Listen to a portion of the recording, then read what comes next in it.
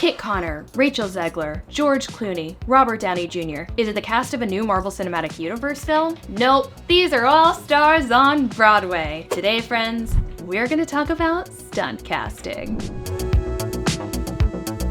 Hey friends, if you're new here, my name is Katharine Quinn. I'm a 30-something living in New York City and working on Broadway. Last year I worked on the writing teams for Shucked and How to Dance in Ohio. This year I ran social media for Spells of the Sea at the Kennedy Center, The Roommate on Broadway, and I am currently on The Great Gatsby on Broadway, Hip Hop Nutcracker on tour, and many more in the mix. Cannot wait to tell you all about it, so make sure you hit that subscribe button so you don't miss a thing. And today we are going to talk about the hot topic of stunt casting. Also, if you hear a crimch crunch, that's my dog eating, sorry. Once upon a time, there was a gal who danced on TikTok, and her name was Charli Damelio, and now she's on Broadway in the ensemble of and Juliet. Another time after that, people had a lot of feelings about it, and I want to talk about it.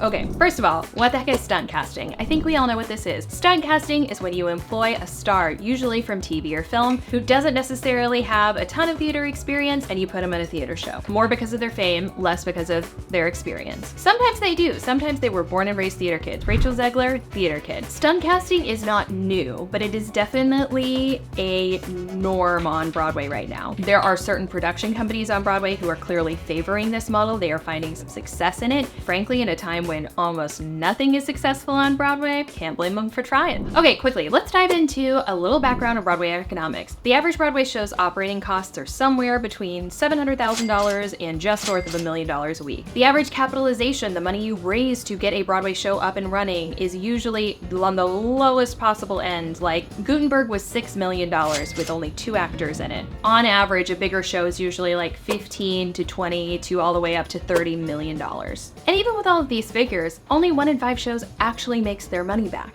And as I said, it's a tough financial time for Broadway. That 1 in 5 figure was a number pre-Broadway, and I'm pretty sure it's now like maybe 1 in 10 actually is making its money back now. Okay, so first let's talk about and Juliet's 2 most recent stunt cast choices. The first one is Joey Fatone. Joey Fatone has appeared on Broadway in other productions, so this is his return to Broadway. The show is a bunch of 90s pop music. It makes all the sense in the universe for Joey Fatone to be in the show. Charli Damelio, I think, is an incredibly smart choice. Spoiler alert, I think it's brilliant. So while Charli does not have theater experience, Charli was a professionally trained dancer. That girl is a dancer.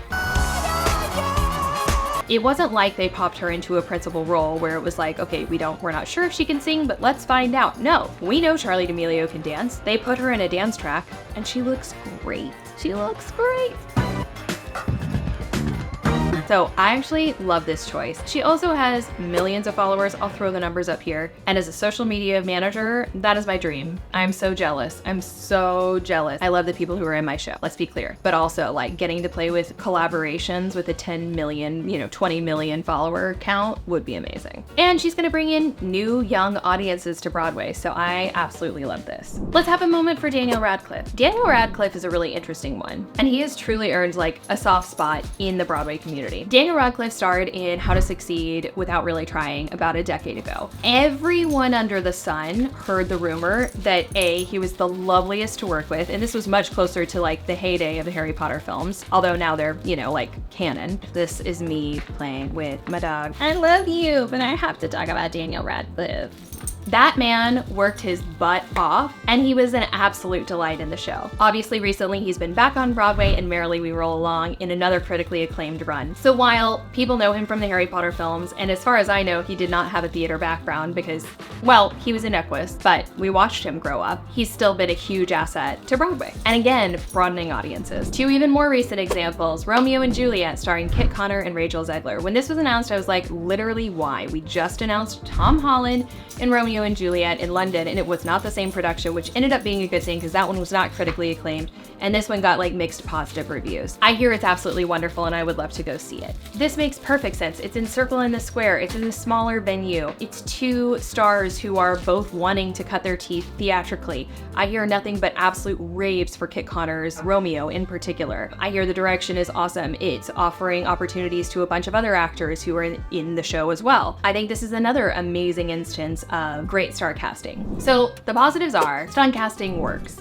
yesterday I talked to a bunch of people at the TKTS steps, those red steps in Times Square, asking them just general questions about Broadway. And these were not theater people, they were just tourists visiting the city. And I wanted to do it sort of as a wake-up call as to like how little we understand how our industry is perceived by people who are like in the theater district. Times Square literally straddles like where the Belasco is on the east side and then a bunch of theaters on the other side, and how little people know about Broadway, the shows that we have going on, what shows are even open, what are showtimes, how you get tickets, any of the basic information. People in younger generations just don't know. They do not know. One person that I spoke to yesterday was from Germany, and I said, are you going to see a Broadway show? And they said, we're maybe thinking about seeing one. And I said, which one? And they said, Kit Connor in Romeo and Juliet. And that's amazing. If that is going to bring that person into the Broadway space and show you what a Broadway show is, one that has like those artistic choices are incredible. I mean, I've only seen photos, but it looks amazing. That's incredible. It's incredible. So, the positive, it broadens the audience. Shows often can stay open for longer. There are more total jobs in running shows. Often these shows will get much more press coverage. The press coverage of Romeo and Juliet has been insane. Like Elle, and I feel like Vanity Fair, like I feel like every day I'm seeing definitely the Times, I'm seeing a new spread from Romeo and Juliet. Like, when you have the power of like celebrity publicists combined with Broadway publicists and like massive follower counts, and it's like work.